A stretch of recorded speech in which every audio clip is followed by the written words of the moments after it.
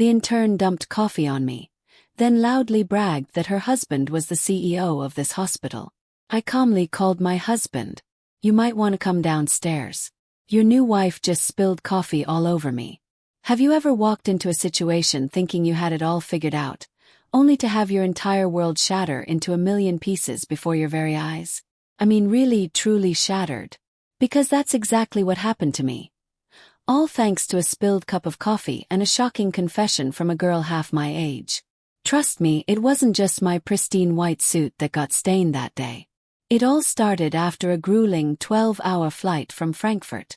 The Boeing 787 touched down with a thud at JFK, and the moment those engines quieted, I could finally breathe. I closed my book, smoothed my trousers, and pulled my carry-on from the overhead. Stepping off the jet bridge, the humid, bustling New York air hit me. That gritty, familiar scent that, for anyone who's been away, just smells like home. My name is Catherine Hayes. I'm 32 years old, and to the outside world, I was the woman who had it all. The sole heir, holding a 60% controlling stake, the ultimate decision-maker in one of the largest private hospital systems in the country, Apex Medical Group. But what the world didn't see was the crushing weight of that glittering title. My father's sudden passing had left me to navigate a boardroom full of cunning old money shareholders, all while trying to maintain some semblance of a happy family life. This trip to Germany, whole month, I had to personally visit factory after factory, hammering out negotiations for a fleet of state-of-the-art medical equipment for our flagship hospital. This was a job that, honestly, should have been my husband's. Mark Thompson, CEO. But I knew his capabilities all too well. Mark was handsome, charming, a master networker. He could work a room like no one else.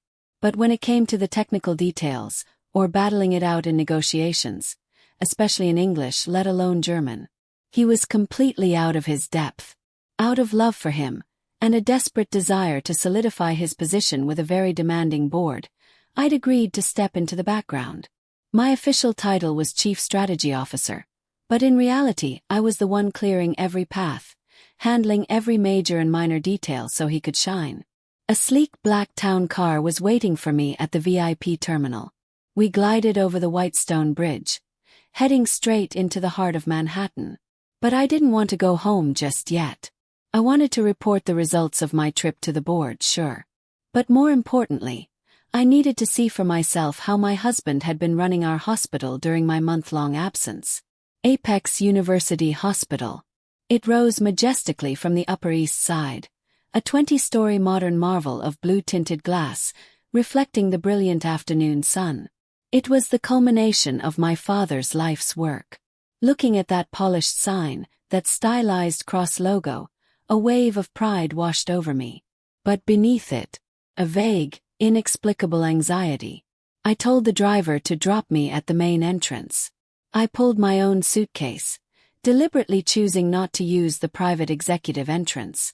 I wanted to see the hospital's daily operations through the eyes of an ordinary visitor, to hear the authentic sounds of this place, not the polished versions in our boardroom reports. The main lobby was teeming with people. The automated chime of the PA system calling out patient numbers, families murmuring anxiously, the hurried footsteps of doctors and nurses, a beautiful chaotic symphony of a busy hospital. The faint, clean scent of antiseptic hung in the cool air. I found a quiet corner near the reception desk, adjusting the lapels of my white pantsuit, planning to observe for a moment before heading up to Mark's office on the 5th floor to surprise him. But my eyes froze. A scene was unfolding right in the center of the lobby, where the main corridors intersected. A tall man in white scrubs was kneeling on the cold marble floor. It was Dr. David Chen, our head of cardiology, my old friend from medical school, our most indispensable clinical asset. He was performing CPR on a middle-aged man who just collapsed from a hypoglycemic attack. Sweat beaded on David's broad forehead, running down his nose, dripping onto the floor. His movements were swift, practiced, yet filled with such gentle, focused care. Give him some space. Let the man breathe. David's deep, authoritative voice cut through the murmur. Nurse, I need a glucose meter and a glass of warm sugar water. Now, I stood there watching him in silence. David hadn't changed in 15 years.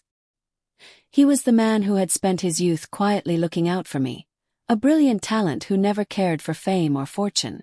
The day my father died, David was the one who stood vigil by the casket for 3 days and nights, arranging everything perfectly, while Mark was busy entertaining foreign dignitaries.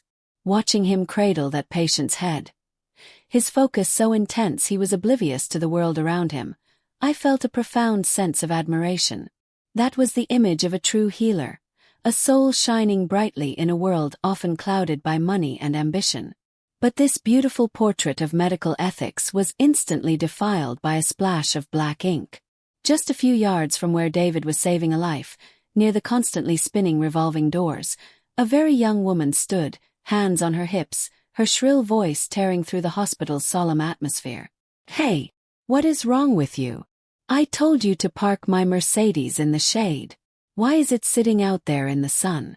Do you have any idea how hot black leather seats get? You're going to ruin my designer purse."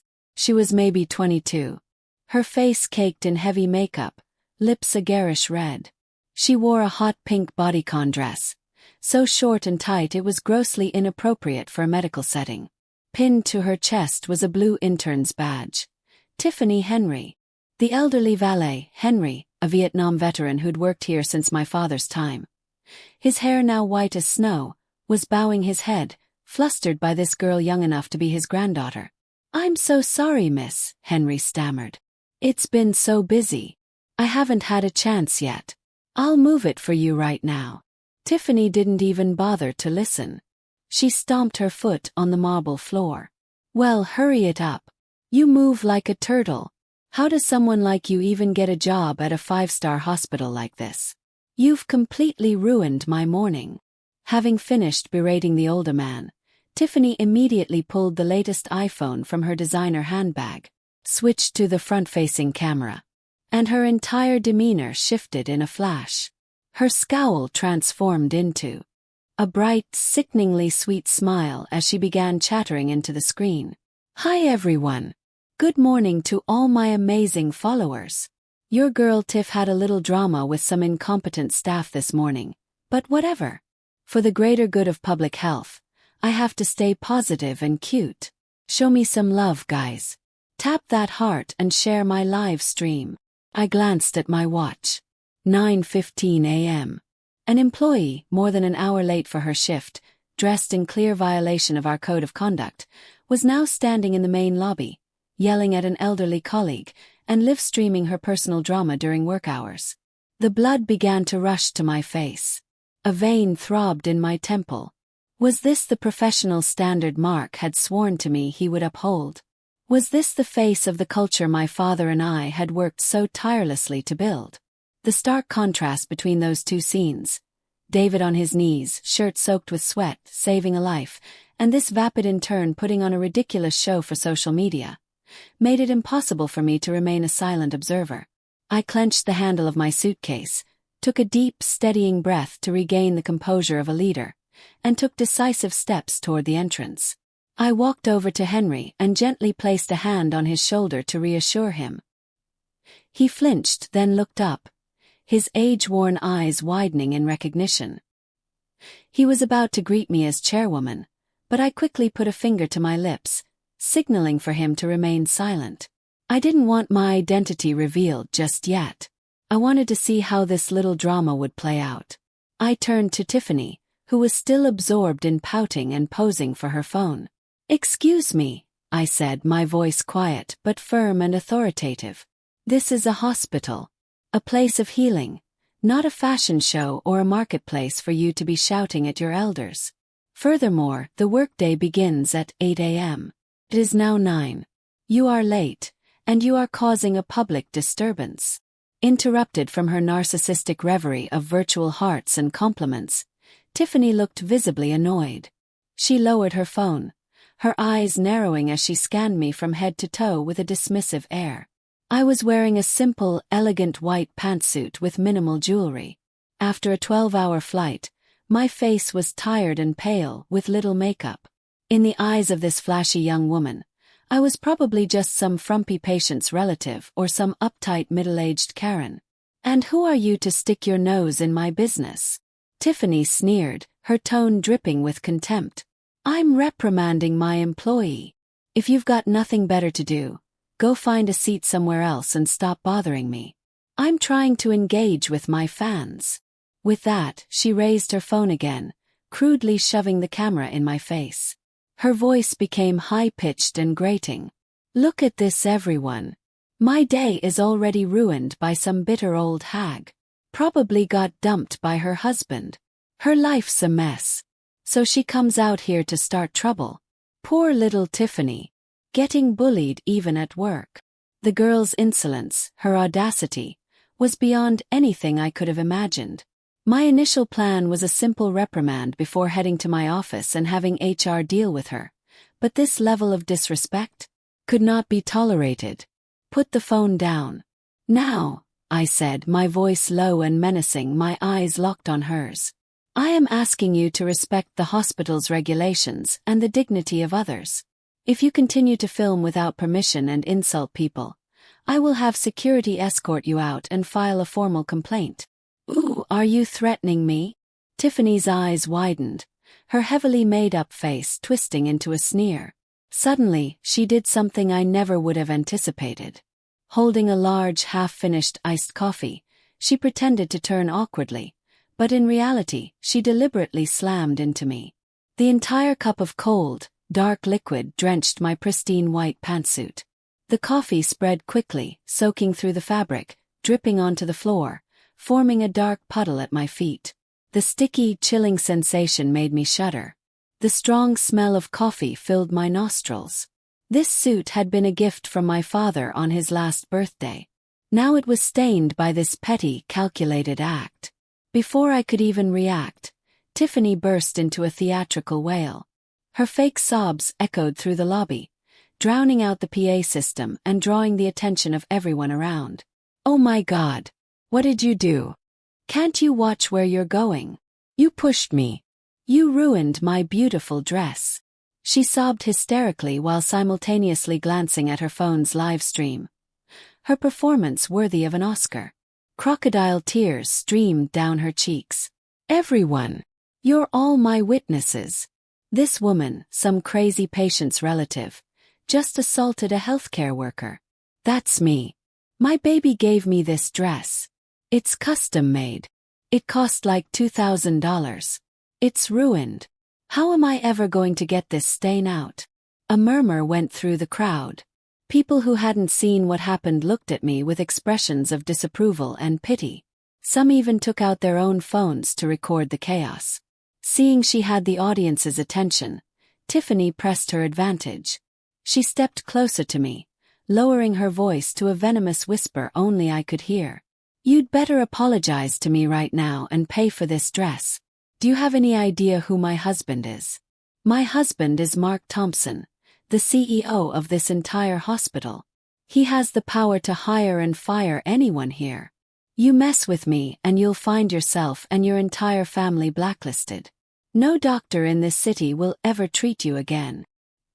Hearing Mark's name come from the mouth of this brazen, vulgar girl felt like a knife twisting in my gut.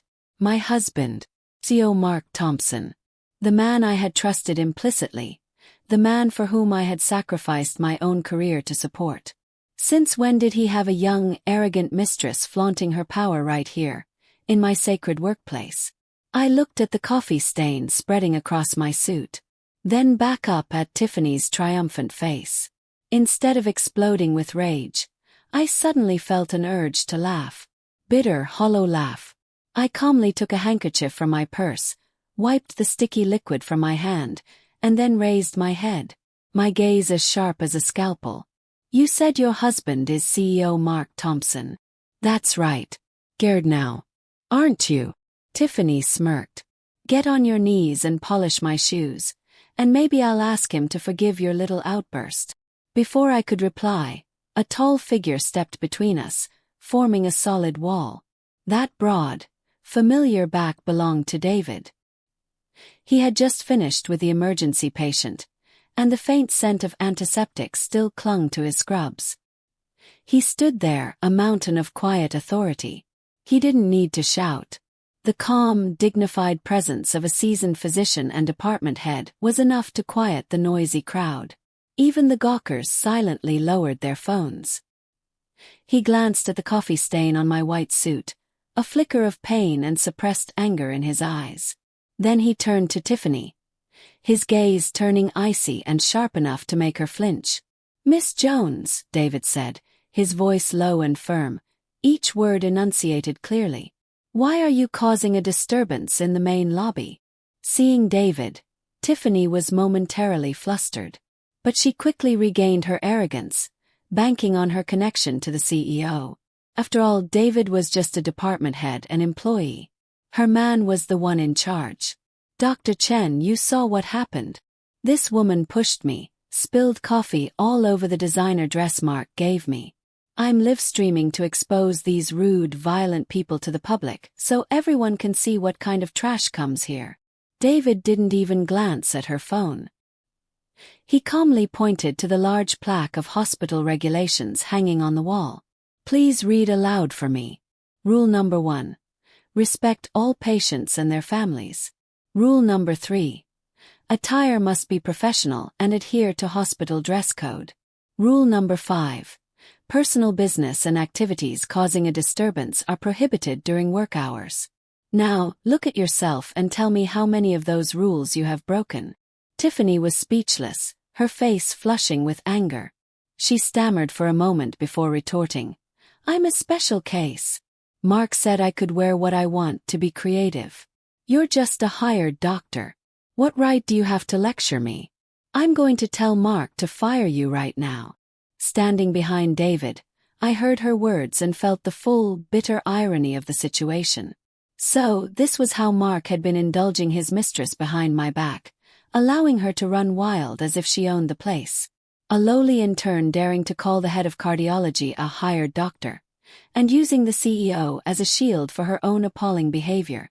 David let out a short, humorless laugh, a rare expression on his usually serious face. "A hired doctor. You're right. But I was hired for my skills, for my integrity, and for my knowledge to save lives. And you? What are you doing here? You are cheapening the sacred profession of medicine, tarnishing the reputation of this hospital. All for a few virtual likes and hollow compliments online." He took another step toward her, his imposing presence forcing her to back away instinctively. "You claim to be CEO Mark Thompson's fiancée. Let me tell you a truth. A woman with an ounce of self-respect and class would never stand in a public place and brag about such a sordid affair. And she certainly would never behave so rudely to an elder like Henry." David's words were like needles piercing Tiffany's fragile ego. Her face burned with shame and rage. The crowd's opinion began to shift. The whispers were now aimed squarely at the scantily clad young woman. "The doctor's right. She's got no class. Look at how she's dressed. Total gold digger. That poor lady in the white suit just got coffee thrown on her for no reason. You can tell she's a decent person." Finding herself isolated, Tiffany resorted to her final trick, playing the victim. She shrieked into her phone, tears streaming down her face. "Everyone, they're ganging up on me. The doctors here protect each other and bully the weak. I'm all alone. Mark baby, where are you? Come save your wife. They're going to kill me." David turned back to me, his expression softening. His eyes filled with years of unspoken concern. "Catherine," he asked quietly, "are you really okay? Did the coffee burn you?" I shook my head, managing a small smile to reassure him, though a storm was raging inside me. "I'm fine, David. Thank you for standing up for me." He was about to say something else, probably to call security, but I gently placed a hand on his arm, stopping him. "Don't dirty your hands," I whispered. "This is a family matter. Let me handle it. I want to see exactly who my model husband chooses to defend in this situation." I looked directly at Tiffany, who was still screaming Mark's name. "Fine. You want to call Mark. I'll help you. Let's see how this little play ends." I calmly pulled my phone from my purse. The screen showed 10:15 a.m. According to the detailed schedule my executive assistant had sent me, Mark was in a critically important meeting with a delegation from the Department of Health and key investors from Singapore in the VIP conference room on the 5th floor. He was obsessed with his public image, always wanting to appear as a visionary, principled leader.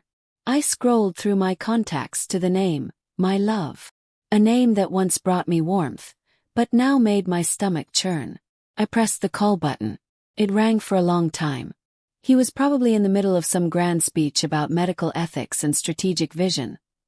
Things he had parroted from me and my father. Finally he answered. Mark's voice was a hurried whisper, but he still tried to maintain his usual fake tenderness. Honey, it's me. I'm in a huge meeting with the department and our partners. It's really intense. Did you land okay? Why didn't you tell me? I would have picked you up. I didn't answer his hollow questions. I calmly switched the call to speakerphone, turning the volume to maximum. The lobby fell silent, everyone straining to listen, including Tiffany, who had stopped her wailing. You're in a meeting. Yes. My voice as cold and sharp as a winter wind. A very important one. Honey, I can't get away. Why don't you go home and rest? Take a bath. Get some sleep. I'll be home early tonight to make it up to you. I promise. Mark continued his act as the caring husband. I cut him off sharply. You don't need to come home. You need to come down to the main lobby. Right now. What? The lobby. For what? Honey, I told you I'm extremely busy. Get down here immediately. I yelled, my feigned composure finally shattering. All the pent-up anger and betrayal exploded. Come down here and see your new wife throwing coffee on me. See her insulting Dr. Chen and threatening to have me thrown out of the hospital my father built. The other end of the line went dead silent. A chilling silence. I could picture Mark's face, drained of all color. He must have been so flustered that he accidentally hit his own speakerphone button. Or perhaps the VIP conference room was so quiet that my furious voice had been audible to every official and investor in the room. The sound of a chair scraping loudly came through the phone, followed by Mark's stuttering, incoherent voice. C.A. Catherine, what are you talking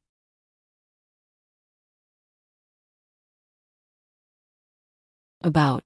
You're at the hospital. What new wife? Calm down. At the same time, Tiffany, standing opposite me, began to turn pale. She recognized the voice on the phone. It was definitely her Mark, the man who whispered sweet nothings to her every night. But why was this powerful man speaking to this frumpy old woman with such fear and submission? Why did he call her honey? You have 5 minutes, I said. Each word a death sentence. If you are not in this lobby in 5 minutes, I will have my lawyer, Mr. Vance, bring all the necessary paperwork directly to your conference room to discuss this matter with you and your partners. I hung up, giving him no chance to respond. The hospital lobby was eerily quiet. The only sound, the hum of the air conditioning. All eyes were on me. The woman in the coffee-stained suit, who now radiated an unassailable authority. The aura of the true person in charge. David stood beside me, his arms crossed, a look of grim satisfaction and trust on his face. He knew the real drama was just beginning. Tiffany was trembling, the phone nearly slipping from her grasp. She stared at me in utter disbelief, her red lips quivering. Who are you? I looked at her and smiled. A smile that was both gentle and terrifyingly cold. Why did you stop your live stream? Keep it rolling. Let's let everyone see how your husband deals with his legal wife. Those 5 minutes were the longest of Mark Thompson's life. And the final moments of Tiffany's power-hungry delusion. The atmosphere in the lobby was thick enough to cut with a knife. The crowd of onlookers, from patients to nurses, instinctively parted, forming a large circle in the middle of the floor, like a miniature coliseum. At its center stood me, David, and Tiffany. Tiffany still hadn't recovered from the phone call. She'd lowered her phone, no longer daring to point it at me, though her thumb was secretly still on the record button. A tiny sliver of hope must have remained in her shallow, calculating mind. She hoped I was just some powerful business associate of Mark's, or at worst, the boring stay-at-home wife he always complained about. She still believed in her youthful beauty and the sweet lies Mark whispered to her at night. "Don't you dare try to scare me," Tiffany stammered, trying to regain some courage, though her voice trembled. "Mark loves me. He told me. Even if you are his wife, it's just a title. Every man gets tired of his old wife and wants something new and exciting. And I'm very exciting." I didn't respond to her cheap provocation. I took out my phone and sent a short text to Arthur Vance, my most trusted legal counsel. "Arthur, bring File A to the main lobby immediately. It's time." Arthur replied instantly. "Understood, Madam Chairwoman. I'm in the elevator." David moved closer to me, his solid frame shielding me from the curious stares and phone cameras of the crowd. "Are you sure you want to do this here, Catherine?" he whispered. "It could damage the hospital's reputation." I looked up at him, my gaze unwavering.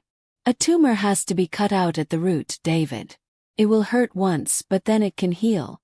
If I try to preserve some fake sense of decorum, the hospital my father poured his heart into will be destroyed by them. Reputation is built on integrity and transparency, not on lies and cover-ups."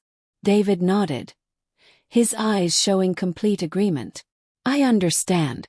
I'm with you no matter what happens." His simple words were a small flame warming my frozen heart. For 15 years he had always been there, quiet and constant. Meanwhile, on Tiffany's live stream, the comments were flying. But the tide had turned completely. "Oh my God, who is that lady? She sounds like a boss. Looks like the real wife just showed up. This intern is about to get wrecked. This is going to be good." Waiting for the CEO. Tiffany glanced at the comments, her face growing paler, but she still tried to argue with the air. "Don't believe her, guys. She's just a good actress. Just wait until Mark gets here. He'll throw her out on the street." The sound of an elevator dinging cut through the tension. The doors of the private executive elevator slid open. All eyes turned in that direction. Mark burst out like a whirlwind, his expensive suit disheveled, his tie askew, his forehead slick with sweat. He was breathing heavily like he'd just run a marathon, completely stripped of his usual polished demeanor. He saw the chaotic scene, and his eyes darted around frantically. They landed on Tiffany, who was standing there with a look of wounded pride. He froze for a second, but then his gaze met mine. I was standing with my arms crossed, looking at him as if he were a strange insect, and next to me stood David, regarding him with unconcealed disdain.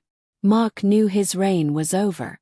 Seeing Mark, Tiffany latched onto him like a drowning person grabbing a piece of driftwood.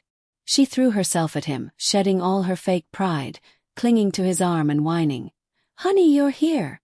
Look, this crazy woman and that loser David were bullying me. She threw coffee on me and threatened to fire me. Call security and get them out of here." Mark stood frozen, his arm rigid in her grasp. He stared at me, his lips moving but no words coming out. Fear was etched on his face. He knew better than anyone that the woman before him was not just his wife. She was the chairwoman, the one who held his fate, his CEO title, and all the wealth he enjoyed in the palm of her hand. "Mark," I prompted, my lips curling into a smile that made him shudder. "What's the matter, CEO Thompson? Your beloved is crying for justice. Aren't you going to do something?"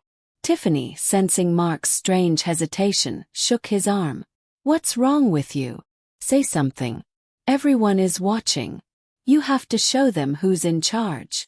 Mark turned to look at Tiffany. The look in his eyes was no longer the adoration of a lover, but pure, unadulterated hatred. He realized that this stupid, arrogant girl had just lit the fuse on the bomb that would obliterate his career. And then it happened. Mac. A sharp, explosive sound echoed through the lobby. Mark swung his arm and delivered a vicious slap across Tiffany's face. The force of the blow sent her staggering backward, tripping and falling hard onto the marble floor. The phone flew from her hand, skittering across the tile, its live stream still running.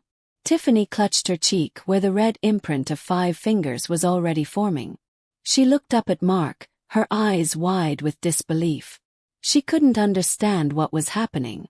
The man who just last night had sworn his undying love and promised to buy her a house and a car was now striking her in front of hundreds of people. "Shut your mouth!" Mark screamed, his voice cracking with fear and rage. "What the hell are you talking about? Calling yourself my wife? I don't know you. You're crazy. Stop spreading these lies." The entire lobby gasped. The reversal was shocking, brutal, and utterly pathetic. Mark turned back to me, his aggressive demeanor vanishing instantly, replaced by a groveling, desperate expression. He clasped his hands together, his voice shaking. "Catherine, honey, please let me explain. I honestly have no idea who she is. She must be some obsessed fan or some delusional person trying to get attention. Please, you have to believe me. You're my only wife." I watched his pathetic performance with a rising wave of nausea. A man who refused to take responsibility for his actions, who would throw his mistress under the bus without a second thought to save himself. On the floor, after a moment of shock, Tiffany snapped. The physical pain was nothing compared to the public humiliation. She realized she had been betrayed, discarded like a used toy. Her aggressive nature took over. She shrieked, throwing all caution to the wind.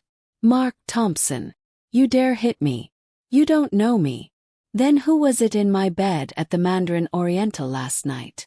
Who signed the papers for the condo in Hudson Yards in my name? You've been sleeping with me for months, and now that your rich wife is here, you pretend you don't know me." Her accusations were like a bucket of ice water thrown in Mark's face. All his denials were now meaningless.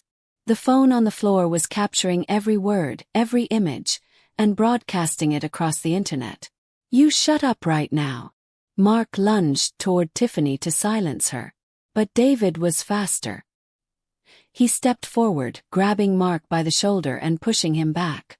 The strength of a surgeon who keeps himself in shape easily overpowered a man softened by years of lavish dinners and affairs. "That's enough," David said coldly. "Stop making a fool of yourself. You are disgracing this institution." I walked slowly towards Mark.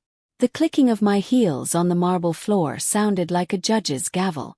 I looked him straight in the eye. All traces of affection gone. "You said you don't know her?" I asked, my voice terrifyingly calm. "Then why does she have keycard access to your office? And why did her bank account receive a $2 million transfer from your secret offshore account last month?" Mark's eyes widened in horror. He never imagined I knew about that.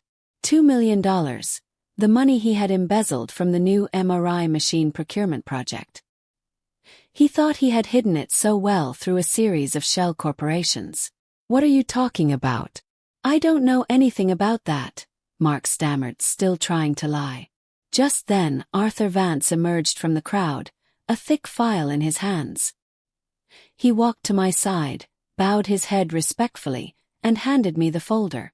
"Madam Chairwoman, here are the complete bank statements, the purchase contract for the condo in Miss Tiffany Jones's name, and the security footage from the Mandarin Oriental for the past 3 months, all legally obtained." I took the file and threw it at Mark's feet. The white pages scattered across the floor, exposing the naked truth for all to see. "Read it," I commanded. "Read it and see exactly what you've been doing behind my back." Mark stared at the scattered papers, his face ashen. He knew he was defeated. He trembled and collapsed to his knees, grabbing the hem of my pantsuit, begging, "Catherine, honey, I was wrong. I made a terrible mistake. Please, for the sake of our 10 years of marriage, forgive me. Just this once. I swear I'll break up with her. I'll do anything. I'll be your slave. Just please forgive me." The sight of the hospital CEO on his knees, crying and begging his wife, sent another wave of shock through the lobby. Oh my God. So she really is the chairwoman. The chairwoman went undercover. This is better than a movie. Serves him right. Cheating, embezzling, piece of trash. Tiffany sat in a daze in the corner, watching the man who had been her ticket to a lavish life groveling pathetically.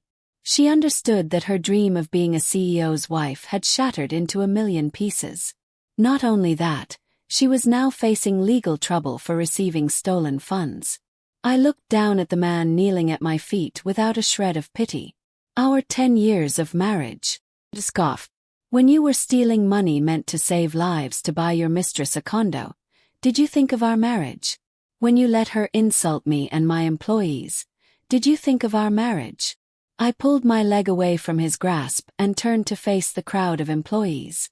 In a loud, clear voice I made my declaration.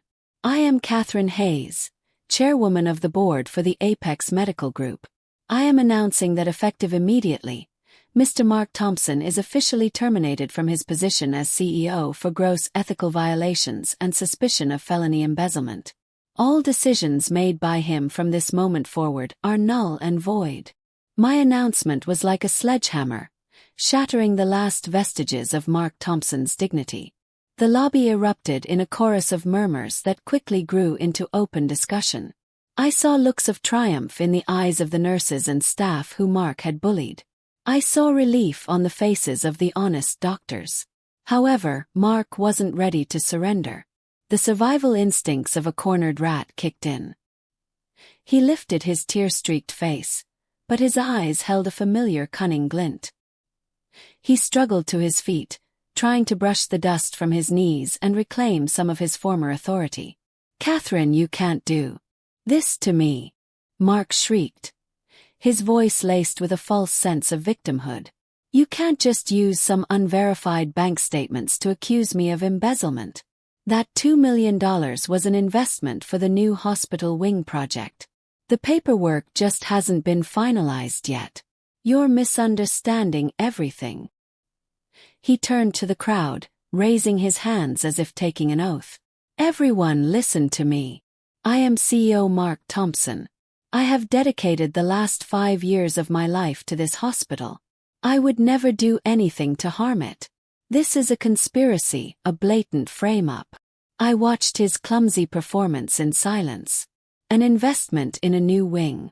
A pathetic excuse he'd concocted on the spot. Did he really think he could fool me and the law by blaming paperwork? I didn't need to say a word. Someone else stepped forward from the crowd, armed with a truth sharper than any accusation. An investment in the new wing. David's calm, steely voice cut through the air. He walked forward, holding a tablet, displaying real-time inventory data. He stood opposite Mark, a head taller, his presence completely overwhelming. He held up the tablet for everyone to see. Mr. Thompson, you claim you were investing in a new wing, but our asset management system tells a very different story. 2 weeks ago, you signed off on the purchase of 10 top-of-the-line ventilators and a new generation MRI system. This was at the exact time the chairwoman was in Germany negotiating those very deals. The total contract value was $2 million. How do you explain that? Mark sputtered, sweat pouring down his face. The shipment is on its way. There are complications with customs. What do you know about international logistics? David gave a cold, contemptuous smile. He swiped his finger across the screen, displaying an email. I may not be an expert in customs, but I can read. This is a confirmation email from our German supplier, which they sent to me this morning. They confirmed they have never received any payment from Apex for this order. And of course, no equipment has left their warehouse. Another collective gasp went through the lobby. David's evidence was irrefutable. He pressed on, his words like a surgeon's precise cuts, stripping away Mark's lies. You claim the equipment was on its way, yet our warehouse is empty. You used the excuse of needing an urgent down payment to secure the order, embezzled the funds, and transferred them to a shell company. While Miss Jones here was suddenly able to purchase a luxury condo for that exact amount. Did you really think the chairwoman wouldn't find out? Mark was speechless, stumbling backward, his body trembling. He never imagined David would be so well informed. He had always seen David as a bookish nerd, obsessed with medicine and surgery, not someone who would be tracking his financial misdeeds. I looked at David with a new level of admiration. It turned out that while I was away, he had not only excelled at his medical duties but had also been silently protecting my family's legacy. He had gathered all this evidence, waiting for my return to help me excise the cancer in our organization. David turned to me, his gaze firm. Madam Chairwoman, as the head of cardiology and a member of the medical board, I can confirm that the lack of this equipment has already negatively impacted patient care. Mr. Thompson's actions are not just embezzlement. They are a direct threat to the lives of our patients. This is an unforgivable crime. David's final statement was the knockout blow. Mark sank to the floor, his eyes vacant, all fight gone out of him. The truth was laid bare for all to see. The lobby now felt like a public courtroom. I knew this was the moment to restore order and reassert my authority. I stepped up onto the small platform at the reception desk and took the microphone from a trembling receptionist. To all staff, patients, and guests present here today, I said, my voice echoing through the large space. What happened here today is a source of great shame for Apex University Hospital. On behalf of the board, I offer my sincerest apologies to all of you for being subjected to this disgraceful scene. I looked out at the crowd, at the faces waiting for change.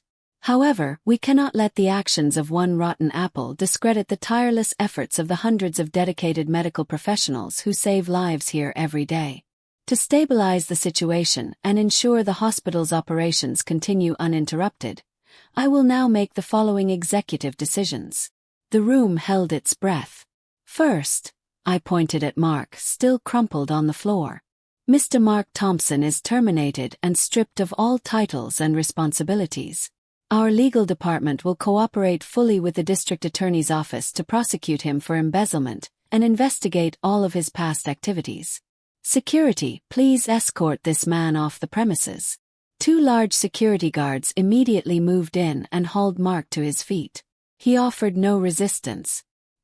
His head bowed in shame as they led him through the crowd toward the exit, followed by a chorus of contemptuous whispers. The image of the once dashing CEO was now that of a common criminal. Second, I continued, my voice softening with respect, the CEO position cannot remain vacant. We need a leader with integrity, talent, and compassion to steer this ship through the storm. That person is none other than the man who bravely stood up for what is right today. I turned to David, smiled, and gestured towards him. I am proud to appoint Dr. David Chen as the interim chief executive officer of Apex University Hospital, effective immediately. I am confident that with his skill and his moral compass, Dr. Chen will restore this hospital to its rightful place. David was slightly taken aback by my swift decision, but he quickly composed himself. He stepped up onto the platform beside me and bowed his head to the crowd. Instantly, a roar of applause erupted. It started with the junior doctors and nurses and quickly spread to department heads and even patient families. The thunderous ovation was not just for David. It was an endorsement of my decision. It was applause for justice served. David looked at me, his eyes filled with gratitude and resolve. He took the microphone and spoke briefly but powerfully. Thank you for your trust. I promise to do everything in my power to build a healthcare environment that is clean, transparent, and puts the patient first. Thank you. While Mark was being led away and David was being celebrated, there was still one loose end. Tiffany, the once arrogant intern, was now huddled in a corner, her face a mess of smeared makeup and tears. Seeing that the attention was off her, she tried to sneak towards an exit, but Arthur Vance spotted her. He signaled to security, who blocked her path. Miss Jones, where are you going in such a hurry? Arthur asked, his tone polite but chilling. We haven't yet discussed the matter of the chairwoman's suit or the reputational damage you've caused the hospital. Terrified, Tiffany turned to me, her eyes pleading. Her dream of being a tycoon's wife was over. Her only support system arrested. She had nothing left but a mountain of legal trouble. Madam Chairwoman, please forgive me, she whimpered, falling to her knees on the cold floor. I know I was wrong. I'm young and stupid. Mark manipulated me. Please don't fire me. Don't sue me. I don't have any money to pay. I stepped down and walked towards her, looking at the trembling girl at my feet. I didn't feel triumphant, only a sad pity for a life so misguided. You say you were manipulated. Who was it that threatened to have me thrown out? Who screamed at an elderly valet? Who live-streamed herself bragging about ill-gotten wealth? Those were your choices. You were blinded by greed and a delusion of power that never belonged to you. I turned to my lawyer, Arthur. Terminate Miss Jones's internship immediately for gross misconduct. Also, prepare a file for the DA's office regarding her role as a recipient of embezzled funds. That condo was purchased with stolen money. She will be required to return every cent. Hearing this, Tiffany collapsed completely, sobbing uncontrollably. She knew her life was over. The luxury condo, the designer bags, the lavish trips, it would all be seized. She would be thrown back into a harsh reality, branded with a stain she could never wash away. David walked over. He didn't say another word of reprimand. He took a small business card from his pocket and placed it gently on the floor in front of her. This is the card of a very good psychiatrist, David said calmly. I think you need help with your personality disorder and delusions of grandeur. I hope that after you've paid the price for your mistakes, you learn how to be a decent human being before you try to be a famous one. David's act, though gentle, was the most profound punishment. It stripped away her last shred of pride, pointing out that she was not just a criminal, but a person with a sick soul. 2 security guards came and lifted Tiffany to her feet, escorting her out. Her cries faded away behind the glass doors. The lobby returned to its normal rhythm, but the air felt cleaner. The crowd dispersed. Doctors and nurses returned to their duties. The automated PA system chimed on as if nothing had happened. I leaned against the reception desk, feeling a wave of exhaustion wash over me. The adrenaline rush was gone, leaving behind a deep, bone-weary fatigue. I had endured a long flight, a devastating emotional shock, and a tense showdown. I had won, but my heart felt empty. What was this victory worth when the husband I had once loved was revealed to be such a monster? The family I had fought to protect was now officially broken. David approached me with a bottle of water already opened. He said nothing, just handed it to me and stood in a way that shielded my face from the harsh sunlight streaming through the windows. Drink some water, Catherine, he said softly. You did well. Your father would be so proud of you today. I took a small sip. The cool water soothed my dry throat and the bitterness in my soul. I looked up at him, my eyes stinging. David, I'm so tired. I thought I was strong, but this hurts more than I imagined. He looked at me with deep compassion, placing a gentle hand on my shoulder. It was a comforting, steadying touch. Of course it hurts. You're human, not made of steel, he soothed. But you were brave enough to face it and cut out the cancer. Now it's time to heal. I've got things here. Go home and rest. I nodded weakly. I needed to go home, but not to rest. It was time to prepare for the next battle. The divorce. Arthur Vance walked over, still holding the file. He understood immediately. Madam Chairwoman, I have already drafted the divorce petition. With this evidence of infidelity and embezzlement, the court will grant it swiftly. Would you like to sign? I took a deep breath, mustering my resolve. Give me the pen. I signed my name with a firm, unwavering stroke. That signature ended 10 years of my life, ended the illusion of a happy family, and opened a new chapter. Arthur, begin the proceedings immediately.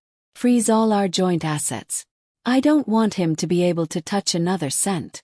I want him to leave with nothing but the clothes on his back. Yes, Madam Chairwoman, Arthur said, taking the signed petition with a look of deep respect. I turned to David, a small, weary smile on my face. Thank you, David. I don't know what I would have done without you today. He smiled warmly, his grin lighting up his serious face. Don't be a stranger. In his final days, your father realized what Mark was, but it was too late. He made me promise I would always look out for you. A man keeps his promises. I looked deep into his eyes and saw not just friendship, but a profound, steady affection that I had overlooked for so many years. But this wasn't the time for that. I needed time to heal, and he understood. I pulled my suitcase and walked out of the hospital. The afternoon sun cast my long shadow on the pavement. I walked with my head held high, leaving the ruins of my past behind me. Ahead lay a future full of challenges, but also full of hope. And I knew for the first time in a long time that I would not be walking it alone. The peace that followed the storm in the hospital lobby was merely the calm before the tsunami. I had just arrived home, not even having had the chance to collapse onto my bed, when my phone began buzzing incessantly. It wasn't one call, but a flood of notifications from news alerts and social media. I opened my phone to a barrage of sensational headlines and maliciously edited photos, spreading like wildfire across social media platforms. Healthcare heiress assaults young intern in jealous rage. The real story. Cheating wife and doctor lover frame husband to seize company. Drama at apex. CEO overthrown in brutal coup by wife and her lover. Someone had downloaded Tiffany's live stream and expertly doctored it. They cut out the parts where she berated the valet, where she bragged and acted arrogantly. They only kept the clips of me looking stern, of David protectively shielding me, and of Mark kneeling and begging pathetically. The clips were accompanied by thousands of vitriolic comments, clearly orchestrated by a professional troll farm. Look at that wife's cold face. She's a real piece of work. The poor husband. She probably bullies him at home all the time. I heard she's been sleeping with that doctor for years. This was just an excuse to kick her husband to the curb. I dropped the phone, a chill running down my spine. I had underestimated Mark's depravity. Knowing he couldn't win on the facts, he had resorted to scorched earth tactics, using public opinion to destroy my reputation and David's. He wanted to drag me down into the mud with him, to twist the narrative until I was the villain. The doorbell rang. It was Arthur. He entered with a grim expression, another file in his hand. Madam Chairwoman, the situation on social media is deteriorating rapidly, he reported. Our IT department has traced the campaign back to a black PR firm. They're using thousands of bot accounts to attack the hospital's official pages and your personal profiles. The funds for the campaign were wired from an anonymous account, but I have no doubt it's the last of the money Mark managed to hide. I sank onto the sofa, massaging my throbbing temples. What does he want? Does he think this will get him his job back? No, he knows that's impossible, Arthur surmised. He wants to pressure you into a more favorable divorce settlement, or more simply, he wants revenge. Cornered people are dangerous. I took a sip of hot tea, forcing myself to think clearly. I will not negotiate, not for a single penny. He chose to play dirty, and I will show him the price of angering a woman who has nothing left to lose. What are your orders? Should we disable comments and issue a press release? I shook my head. No. The more we hide, the guiltier we look. Let them talk. The truth is the only thing that matters. Gold is not afraid of fire. Arthur, arrange a formal press conference for tomorrow morning. Invite everyone. The major news networks, the city papers, and especially the online tabloids that are slandering me. I will face them directly. Arthur nodded. His eyes filled with admiration. Understood. I'll arrange it immediately. That night sleep was impossible. I wandered through the large, empty mansion. A home once filled with happy memories, now cold and silent. I peeked into my children's rooms. My two little angels were sleeping soundly, oblivious to the storm raging around their mother. I swore to myself that I would be strong for them, for my father's legacy, and for myself. I would not fall. The next morning, the main auditorium at Apex University Hospital was packed with reporters. Camera flashes strobed incessantly, the clicks of shutters creating a tense, suffocating atmosphere. Everyone wanted the inside scoop on the billion-dollar scandal. I walked into the room wearing a simple, conservative black dress. My face made up to look composed and resolute. By my side was David in his familiar white coat, his presence calm and dignified. Our arrival commanded the attention of every camera in the room. We sat at the head table. I opened the press conference, my voice steady and clear. Good morning, ladies and gentlemen of the press. My name is Catherine Hayes. I have called this press conference not to defend myself but to defend the honor of Apex Hospital and its dedicated staff.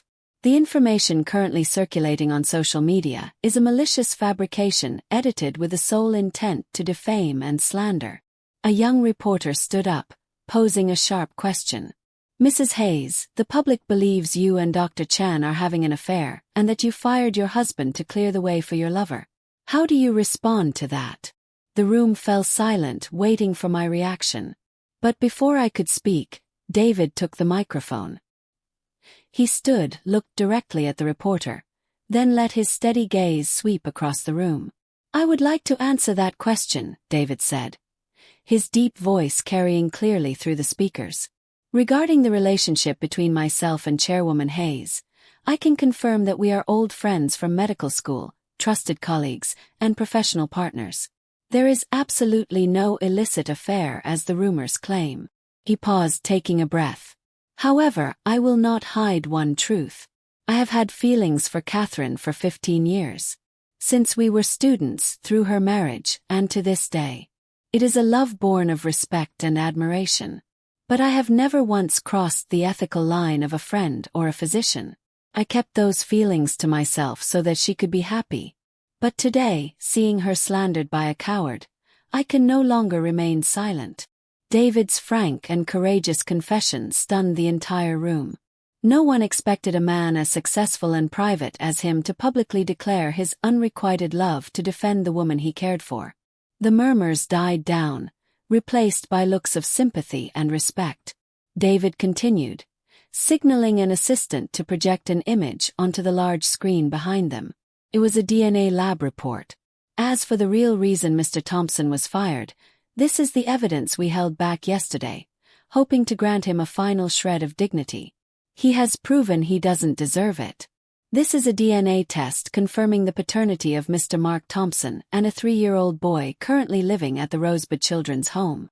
The auditorium erupted in gasps. Every camera swiveled to the screen. Mr. Thompson fathered a child with another woman 4 years ago, long before he met the intern, Tiffany Jones. After the mother passed away from an illness, he abandoned his own son at a children's home. He has never once visited or provided any support, despite living a life of luxury. A man who not only cheats on his wife and embezzles from his company, but who also abandons his own flesh and blood. Does a man like that have any right to speak of morality or play the victim? This revelation was a knockout punch that completely decimated public opinion. All suspicion against me vanished, replaced by a wave of intense fury directed at Mark. The image of the dignified CEO was shattered, replaced by the portrait of a cold, heartless monster. I looked at David, overwhelmed with emotion. To protect me, he had exposed the deepest corner of his own heart. He had silently found that poor child to help me turn the tide. The press conference ended in a decisive victory for the truth. The subsequent news reports were a complete reversal, praising my courage and David's integrity while fiercely condemning Mark's actions. After the press conference, Mark was completely ostracized. He lost not only his job and reputation but was also relentlessly attacked by the public. Friends who once fawned over him now avoided his calls. The money he had managed to hide was quickly depleted by the PR firm's fees and his own lavish spending habits. Desperate and broke, Mark remembered the expensive gifts he had lavished on Tiffany. The luxury condo, the car, the designer jewelry. He decided it was his property, and he had the right to take it back to pay his debts and hire a lawyer. He showed up at her condo, the one my lawyers had put a lien on but hadn't yet seized, drunk and furious, banging on the door. When Tiffany opened it, her expression was not one of longing, but of pure contempt. She too was facing ruin, fired, broke, and publicly shamed. "What are you doing here?" she sneered. "Come to leech off me. I'm about to be on the street myself. Give me back the car keys and all the jewelry I gave you." Mark screamed, storming into the apartment. "It was my money. You have to give it back." "Your money?" Tiffany laughed mockingly. "That was the money you stole from the hospital. It's evidence now. Did you think I was stupid enough to keep it and go to jail with you? I sold it all to pay my fines and legal fees." Hearing this, Mark snapped. He lunged at Tiffany, but this time she fought back. She clawed at his face, bit his arm, fighting like a cornered animal. "You pathetic loser. You dare hit me again. I'll kill you," she screamed.